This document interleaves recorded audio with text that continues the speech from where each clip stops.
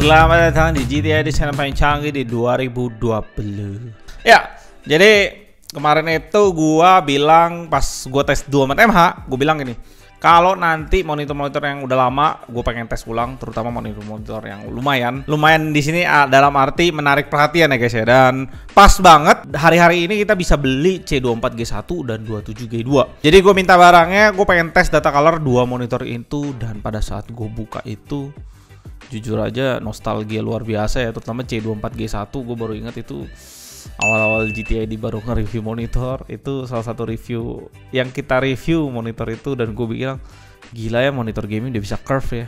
Gila, keren banget saat itu. Jujur aja gue sempet terkesima dengan kualitas IPS 144 saat itu ya, 2019 kalau nggak salah ya, akhir-akhir gitu. Kayak flashback gitu perjuangan kita gitu ya saat awal-awal, dan kalian ada di sana gue rasa. Dan gue rasa kalau kalian ada di saat GTA di baru 50 subscriber itu, kalian legend lah, legend banget, dan thank you banget. Dan by the way, kalau kalian lihat di sini, ya kalian bisa lihat di situ tuh, gila guys, gila. Akhirnya kita udah datang, dan kalau kalian lihat di belakang itu, gue udah nggak pakai Samsung 24 inch. Samsung 24 inch gue udah di lantai itu guys.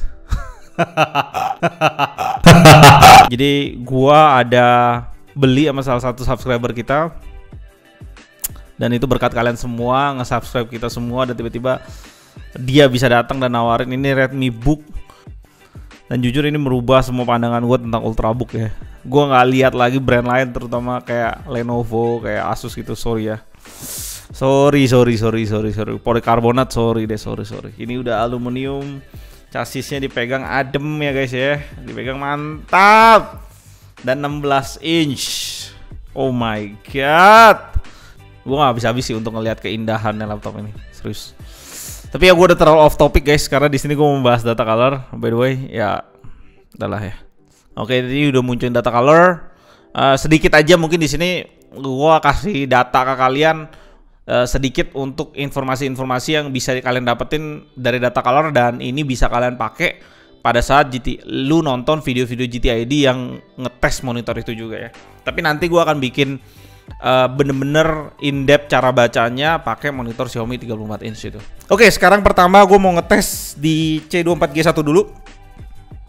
Ini reportnya gue udah tes ya, C24G1 ya, reportnya udah bisa gue buka, nggak usah kita tes lagi ya.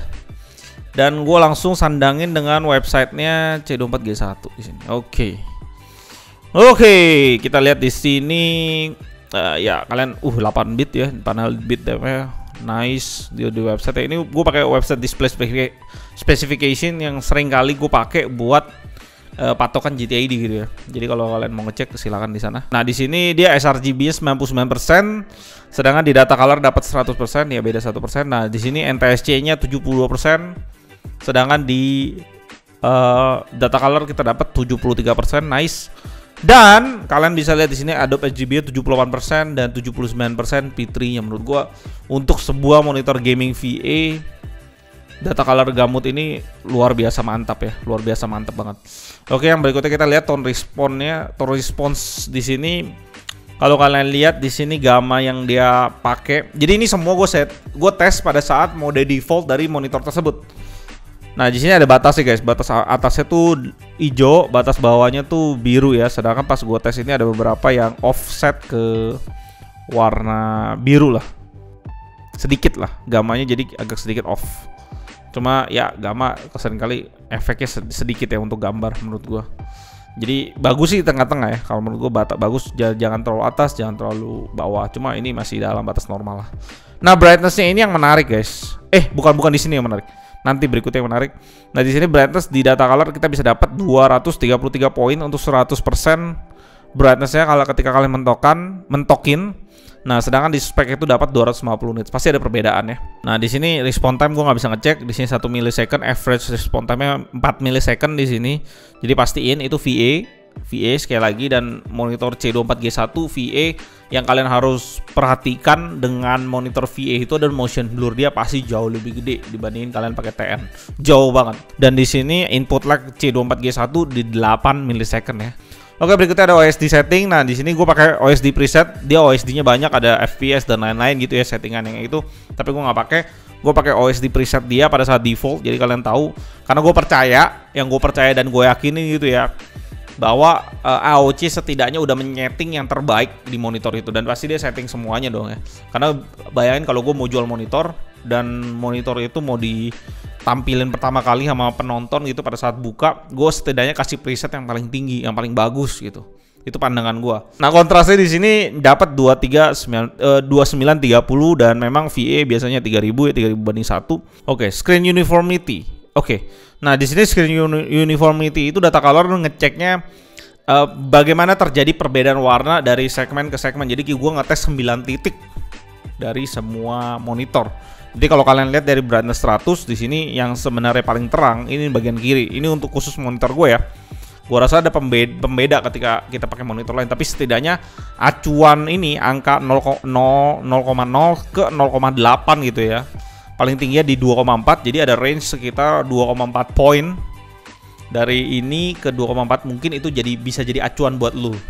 Jadi kira-kira offsetnya dia sampai 2,4 poin kira-kira ya untuk monitor ini. Dan itu kejadian juga di brightness 83% dan juga di brightness 67%. Kalian bisa lihat ya, hampir mirip kan kejadiannya. Brightness berikutnya ada di 50%. Nah, 50% malah lebih rapih ya. Kalian bisa lihat ya. Nah, habis itu kita di sini lihat luminance uniformity brightness. Ternyata brightness di monitor itu nggak semuanya rata 100%. Dari semua titik itu sama. Ternyata dia ada pembeda juga, dan kalian bisa lihat di sini pembeda paling jauhnya ada sekitar 15% kira-kira ya. Dan di sini maksimumnya cuma dapat 220. Sekali lagi data ini nggak bisa kita bandingin dengan nits 250 dia, karena ini datanya benar-benar dia ngerubah pixel cepet, dan lagi VA itu memang perubahan pixel ke pixelnya dari warna satu ke warna yang lainnya memang dia cukup lambat. Nah, di sini ada pembeda sekitar 15% di setiap titiknya. Pada 100%, 83% kalian bisa lihat.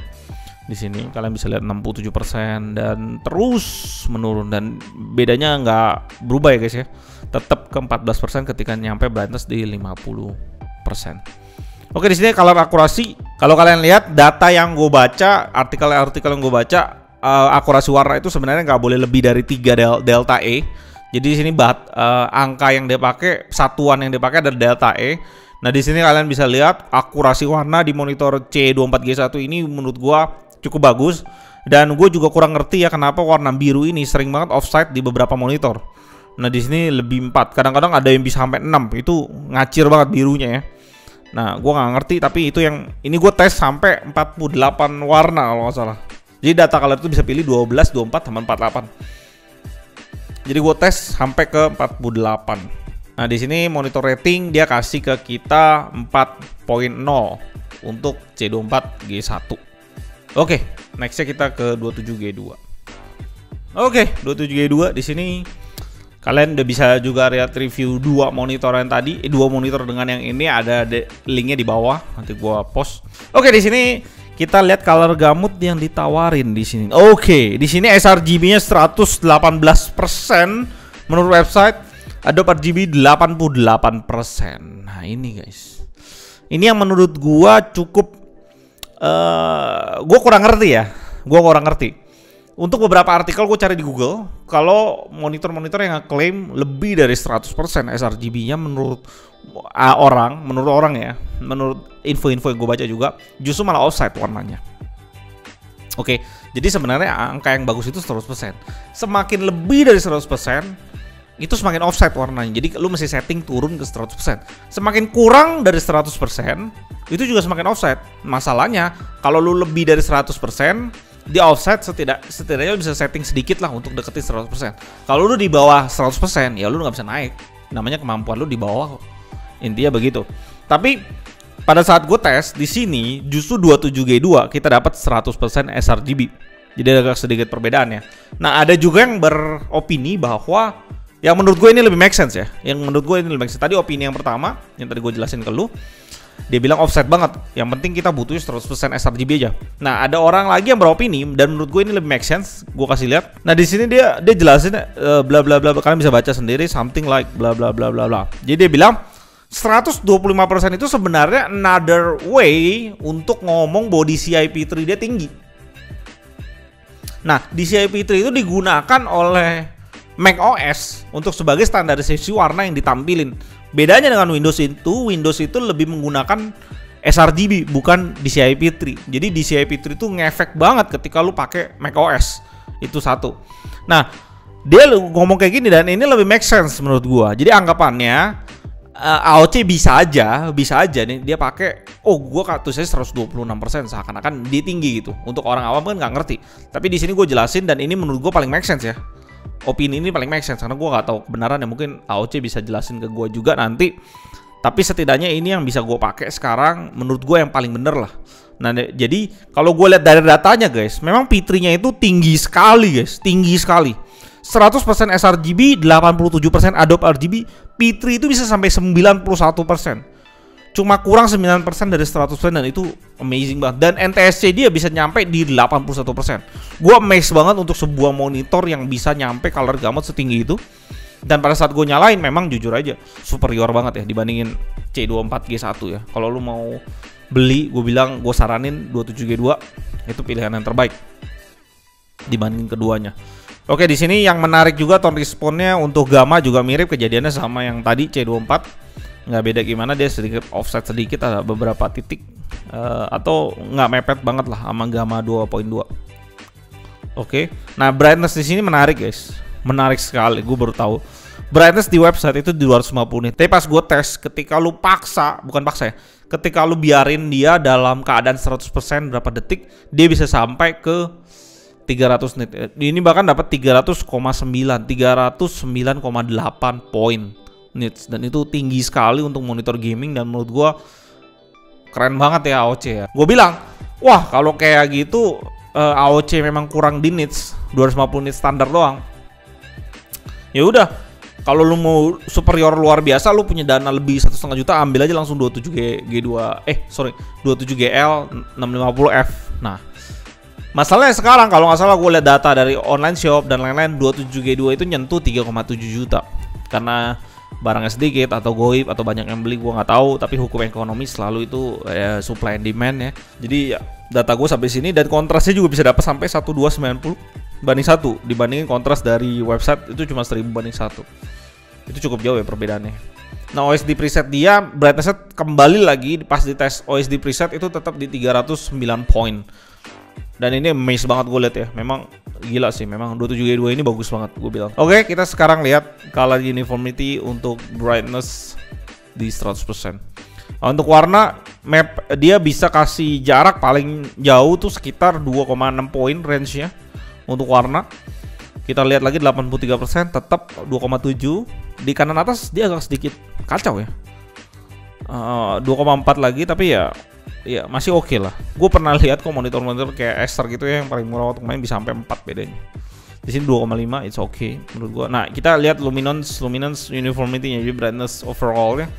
Di sini juga terjadi perbedaan 14% sama C24G1, 13%, 12% ya, overall 12 sampai 14% ya. Tapi di sini gue pengen lihat brightness-nya dimentok, dia dipaksa. Oke, dia dipaksa, dia masih dapat bahkan 264 nits dan itu masih melebihi dari spek yang dikasih. Oh my god. Color accuracy, dan color accuracy ini yang gila guys. Gila sekali. Luar biasa gila menurut gue. Dan kalian bisa lihat semuanya di bawah delta E1. Dan ini keren banget ya, karena batas paling nggak boleh, batas offset itu 3, ada yang bilang 2 bahkan. Delta E kalau lebih dari 2 itu agak kurang. Nah, kalian lihat delta E untuk birunya ini, nah cuma masih di bawah 3 kan, dan ini bagus sekali. Gue bilang gila sekali, makanya di sini kalian bisa lihat maksimumnya cuma 2,42 poin dan oh my god, ini memang monitor sadis sih. Jujur aja, setelah gue lihat data ini, gue justru makin membuat gue jadi recommended banget G2. Oh my god. Nah, ratingnya kalian bisa lihat angkanya itu tinggi sekali, 4,5 overall rating, dan banyak banget di sini color accuracy 4,5, uniformity 4,5, luminance uniformity-nya agak sedikit offset ya di 3,5, agak kurang, kontrasnya bagus, melebihi batas normal. White point tone responnya juga bagus, gamutnya sampai dikasih 5 guys. Karena gue kasih tahu DCI P3 di monitor ini tinggi sekali dalam angka 91%. Oke, kita bandingin ya guys ya. Sekali lagi gue kasih lihat, kita bandingin terakhir dengan C24. Harga C24 gue kurang tahu, tapi yang paling gue concern benar-benar 27G2 ini ya, karena dia head to head banget sama GL650F. Dan gue juga pengen ngecek ya GL27 GL650F seperti apa, karena gue harus balance dalam hal ini. Oke, nih kalian bisa lihat di sini NTSC-nya, P3-nya juga masih kalah. P3 itu bisa ini ya, yang di kanan tuh C24, yang di kiri itu 27G2. Kalian bisa lihat P3-nya itu bisa beda sampai 12%. Kalian bisa lihat Adobe RGB-nya juga bisa ngelewatin jauh banget. Ini G2, ampun deh, keren banget, sadis banget. Nah, kalau gue mau kasih lihat color akurasi. Oke, color akurasi kalian bisa lihat C24 itu masih banyak lebih dari 1. Kalau kalian lihat average itu 1,77, sedangkan delta E average di 27G2 itu di 0,55. Buset, ini jauh banget ya. Kalian bisa lihat biru yang tadinya gue bilang offset sendiri. Seperti gue bilang, gue ngetes beberapa monitor 24MH juga gue ngetes, selalu biru ini offset sendiri. Gue nggak tahu, mungkin buat kalian yang tahu kenapa biru ini di seri 1F itu offset, sedangkan C24 itu melebihi 4 guys, hampir 5 bahkan. Ini udah offset 2 poin karena batasnya 3 sekali lagi. Dan gila banget gue lihat data ini. 27G2 memang